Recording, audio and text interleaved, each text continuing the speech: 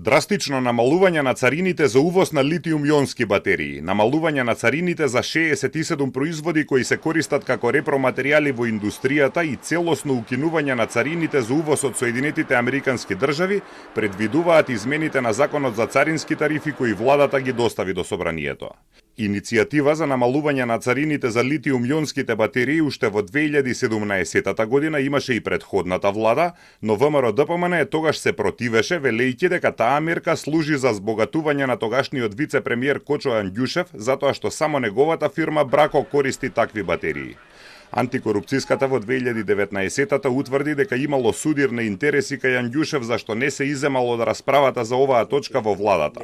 Тој тврдеше дека се иземало од гласањето. Министерката за финансии вели дека сега има изградено многу фотоволтаични централи и оти вишокот струја летно време мора некаде да се складира за да не направи проблем во преносната мрежа како што се случи во Португалија и во Шпанија. Веќе има 15 фирми кои увезуваат батерии, но може да увезе кој сака, вели таа.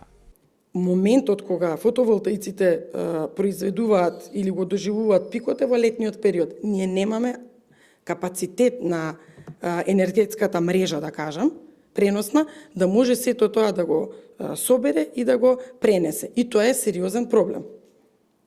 Значи, ако одиме сега што се сменило, пред се сменил фактот дека вие имате во процедура, изградени во процедура, еден огромен илјадници, во илјадници се број на фотонапонски централи со кои што ние не се согласувавме. Но решенијата се дадоа, така согласности има.